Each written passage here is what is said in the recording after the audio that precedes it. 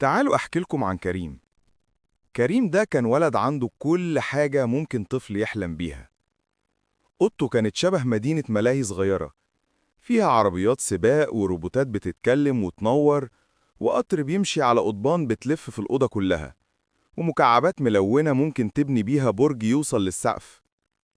كل يوم الصبح كان كريم أول ما يصحى يجري على أوضته ويقعد يتفرج على كنوز ألعابه، يضحك لنفسه ويقول: كل ده بتاعي أنا وبس، محدش يلمس حاجة. لكن في وسط كل اللمعان ده كان في حاجة ناقصة، حاجة صغيرة لكنها مهمة جدا. كريم كان وحيد، مفيش صاحب بيجي يلعب معاه، ولا حد بيشاركه ضحكة، ولا كلمة الله يا كريم شاطر بعد ما تبني برج أو تشغل القطر. في يوم من الأيام وهو قاعد يلعب بالرابط بتاعه قال له: صباح الخير يا رابط.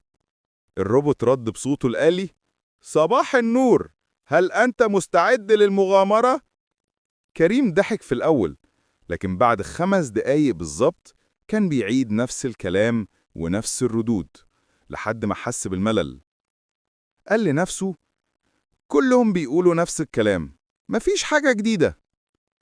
طفي الروبوت ورماه على الكنبة وقعد يتنهد. راح بعدها لصندوق المكعبات الضخم، قعد يبني ويبني لحد ما عمل برج عالي جدا أطول من نفسه. وقف يبصله بفخر وقال: ده أطول برج في العالم. بس محدش شافه، مفيش حد قال له برافو. فجأة فقد الحماس وراح شايط البرج برجله ووقع كله على الأرض. المكعبات اتنطرت وعم الصمت. كريم قعد وسط الفوضى حاسس بالفراغ، لكن فجأة سمع صوت جاي من بعيد، ضحك عالي وأصوات أولاد بتلعب في الشارع. قام بسرعة وبص من الشباك، شاف مجموعة من الأولاد الجيران بيلعبوا بكورة قديمة لونها باهت. كانوا بيجروا وراها وبيضحكوا بأعلى صوت، بيبصوا لبعض وبيقعوا ويقوموا تاني. ضحكتهم كانت عاملة زي الموسيقى، مليانة حياة وفرح. كريم قعد يراقبهم وسأل نفسه: إزاي هم مبسوطين كده؟ الكورة دي شكلها قديمة جدا، وأنا عندي 1000 لعبة أحسن منهم. بس لما بص لنفسه حس إنهم رغم بساطتهم هم أغنى منه، لأن عندهم حاجة هو مفتقدها: الصحبة. في اللحظة دي دخلت مامته وقالت له: مالك يا كريم؟ شكلك زعلان. قال لها وهو حاطط خده على إيده: زهقت من اللعب كله يا ماما. ابتسمت وقالت له بهدوء: يا كريم، يمكن الألعاب مش هي اللي مضايقاك، يمكن لأنك بتلعب لوحدك. اللعب يا حبيبي بيبقى أحلى بكتير لما نلعبه مع ناس بنحبهم. كريم سكت، لكن جملتها فضلت تدور في دماغه زي الصدى. تاني يوم صحي كريم على نفس الإحساس.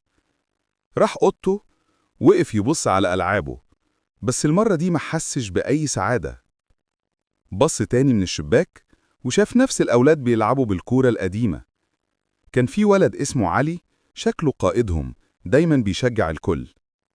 ولما بنت اسمها سارة الكورة خبطت في وشها ضحكت بدل ما تعيط.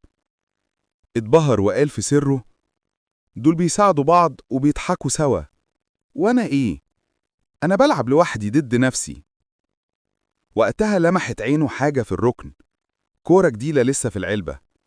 بابا كان جايبها له من فترة، لكنه عمره ما لعب بيها. قرب منها، مسكها بإيده وشم ريحتها الجديدة. سأل نفسه: يا ترى لو نزلت ونجبت بيها معاهم هيقبلوني ولا هيضحكوا عليا؟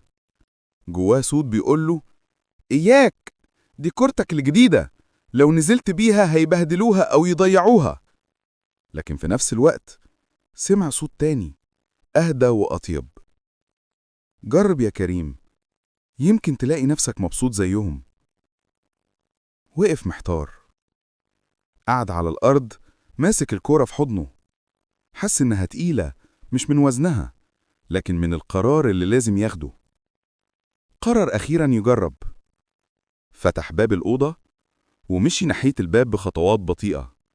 مامته شافته وابتسمت وقالت له: روح يا كريم، العب واستمتع. ابتسم بخجل ونزل السلم. كل درجة بينزلها كان قلبه يدق أسرع، ولما وصل لباب العمارة شاف الأولاد بيلعبوا والضحك مالي الشارع. اتردد لحظة وبعدين مسك الكورة في إيده وخرج. الأولاد وقفوا فجأة لما شافوه. واحد قال: ده كريم، عمره ما نزل قبل كده. كريم حس بالكسوف بس أخد نفس وقال بصوت واطي: أنا كريم، ممكن ألعب معاكو؟ أنا معايا كورة جديدة. علي بصله وقال بابتسامة: أكيد يا كريم، تعالى، الكورة شكلها جامد جدا. وسارة قالت: خلي كريم في فريقي. ضحكوا كلهم وبدأوا يقسموا الفرق بسرعة. كريم ما صدقش إنهم رحبوا بيه كده بسهولة. ده هو فاكرهم هيستهزئوا بيه أو يطنشوه، لكن لأ، هم كانوا طيبين فعلا. الماتش بدأ. الكورة بتلف بين رجلين الأطفال. كريم في الأول كان تايه شوية، بيتلخبط ومش عارف يتحرك، لحد ما الكورة جت عنده. حاول يشوطها بس رجله عدت فوقها ووقع على الأرض. وشه احمر وكان متوقع يسمع ضحك، لكن علي جري عليه وقال له: ولا يهمك يا كريم، بتحصل، المرة الجاية هتظبطها. ضحكوا كلهم وشجعوه يكمل. كريم حس بدفى غريب، حد بيشجعه مش بيتريق عليه. وقف تاني وقرر يحاول بجد. بدأ يجري ورا الكورة، يعرق ويضحك في نفس الوقت. كان حاسس إنه عايش. كل تمريرة وكل تشجيع كان بيخليه أسعد. وفي لحظة مهمة جدا الكورة جت عند كريم وهو قريب من الجون. قدر يشوطها لوحده ويسجل، لكن لمح علي فاضي وجاهز. هنا كان الاختبار الحقيقي. هل هيرجع كريم الأناني القديم ولا كريم الجديد اللي اتعلم المشاركة؟ من غير تردد بصاها لعلي، وعلي شاطها بقوة. جون!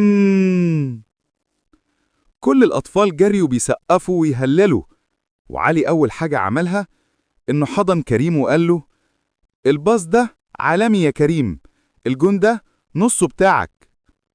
كريم ضحك من قلبه، حس بفرحة عمره ما حسها قبل كده. الفرحة المرة دي مختلفة، مش فرحة الفوز، فرحة المشاركة، فرحة إن حد بيحبك ويقدرك. كملوا لعب لحد ما الشمس بدأت تغيب. الكل كان عرقان وتعبان لكن مبسوط قوي. ولما خلصوا قال علي: بكرة ماتش تاني، ما تغيبش يا كريم.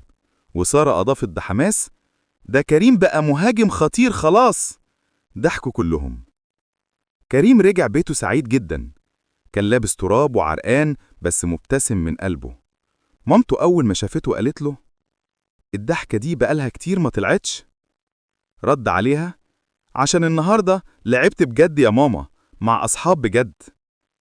دخل أوضته، بص على ألعابه الغالية، بس المرة دي شافها بعين مختلفة. قال لنفسه: اللعب ده يبقى أحلى لما نشاركه مع حد. الضحك اللي بيطلع من القلب محتاج أصحاب مش رابط.